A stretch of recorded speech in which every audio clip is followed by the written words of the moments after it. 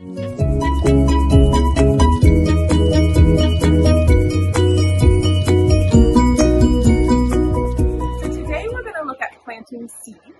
and we're going to look at how to plant seeds in trays that are going to go in our greenhouse, and we'll talk all about that. And we're also going to plant some seeds that we're going to plant directly in our garden beds.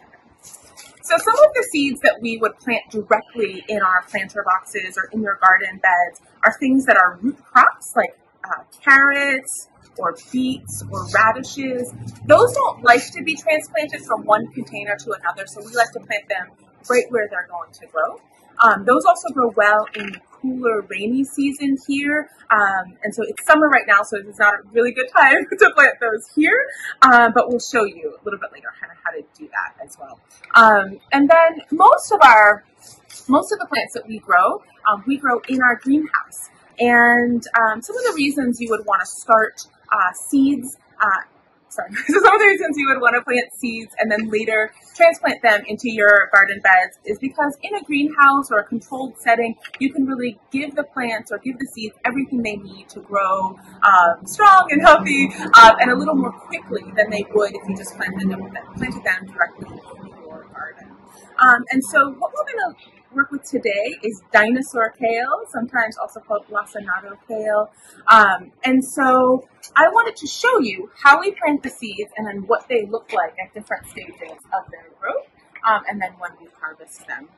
So we want to start by having potting soil. Potting soil is something you can buy at garden centers and a lot of hardware stores and places like that. You could also mix your own.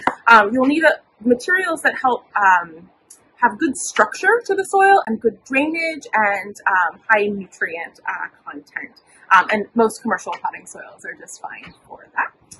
And so we have our potting mix here in one of the trays. This is called an open flat that we use in our greenhouse. But if you're doing this at your house, which you absolutely can, especially if you have a warm, sunny place like a window, or you're able to kind of create a little grow area, you can use all different kinds of materials. A really popular one is an egg carton where you fill the cells with soil and then you plant your seeds directly in those cells.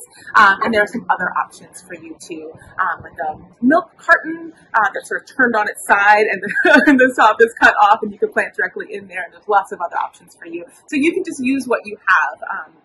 And that will hopefully work really, really well for you.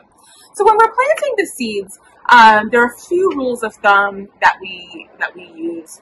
And so for this kale, we're going to plant the seed to a depth that's 2 times the diameter of the seed. And that's a good rule of thumb to use just generally. So if you're planting a large seed like a bean, that's going to be a little deeper in the soil, or a smaller seed like a lettuce or a chamomile or something like that, it's going to be more close to the surface. And so if you want to look, this is what the seeds look like. That's dinosaur kale. And now we're going to go ahead and plant them right here into the soil. We usually plant them about 1/2 inch apart. That allows the seeds to germinate well, the roots to grow, and the leaves, the stems and the leaves to grow up and get plenty of light and have plenty of space in the tray, but it's also still pretty efficient use of space. And so you're going to take your seeds, and I've created a little trough here that's about twice the diameter of the seed, and you're going to just drop them in. Kind of like that. And then once you've planted as many as you plan to, you can just sort of cover them back up. I like to think of it as kind of tucking the plants in. So the seeds are safe and sound in there, but we don't have to kind of push and compact the soil in any way like that.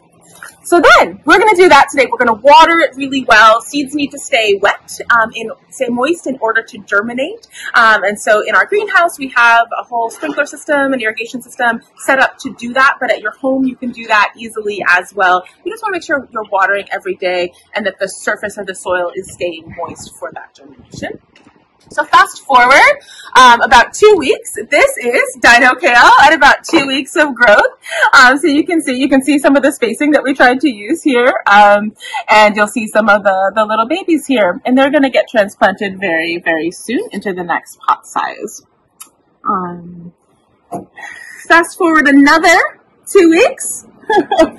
And this is based on our season and our conditions right now, but another 2 weeks, and we have these seedlings. So these seedlings are big enough to get planted out into a garden right now. And then fast forward another month or two, of course, depending on your conditions, you will have kale. You will have dinosaur kale.